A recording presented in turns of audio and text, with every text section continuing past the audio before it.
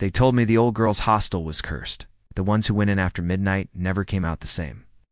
Some came back with empty eyes. Some didn't come back at all. I didn't believe it until the night I stepped inside. Something stepped out with me. The building stood like a forgotten skeleton at the edge of town. Its windows were nothing but hollow sockets, the curtains inside rotting and swaying like tattered shrouds.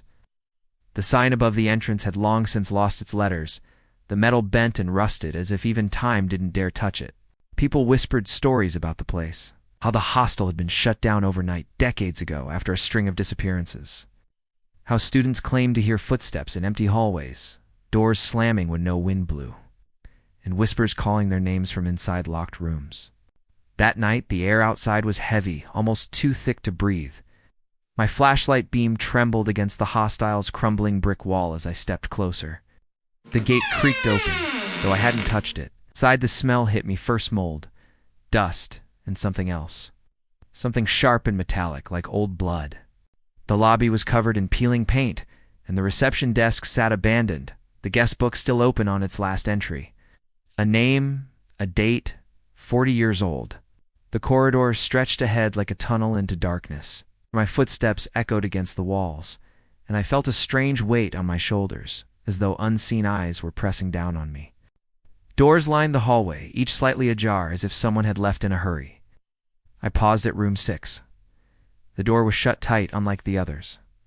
My hand hovered over the handle, and that's when I heard a girl's voice, faint and trembling. "Help me." I froze. The voice came again, clearer this time, right from behind the door. My heart slammed in my chest. I pushed it open. The room was empty.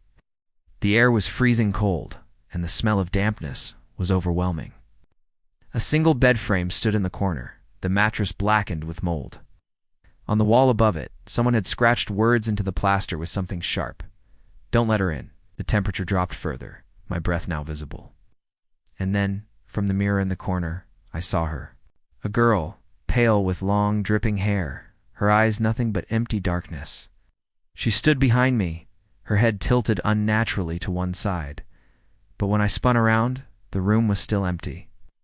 The whispers began then, dozens of voices overlapping, coming from every direction. Some crying, some laughing, some chanting words I couldn't understand. The lights flickered. My flashlight died. Something brushed past me in the dark. The air smelled of wet soil. I turned toward the sound of slow footsteps, and in the faint moonlight from the window, I saw shapes moving. Girls, dozens of them dressed in torn, hostile uniforms, their faces pale, lips stitched shut with black thread. They moved closer, their footsteps silent. I backed toward the door, but it slammed shut behind me with a deafening bang. The mirror began to ripple like water, and from it, the pale girl emerged, her hands long and bony, her nails scraping the floor as she crawled toward me. Her mouth opened, but no sound came out, only a horrible, wet, choking noise. The chanting grew louder, the walls seemed to close in, and suddenly I was being pulled backward, my feet sliding across the floor toward the mirror. I screamed, clawing at the ground, but icy hands wrapped around my ankles, and then nothing. I woke outside, lying on the cold ground, the hostel behind me completely silent. The gate was closed. My flashlight lay beside me, dead. I thought I had imagined it until I saw my reflection in the glass of a nearby shop window.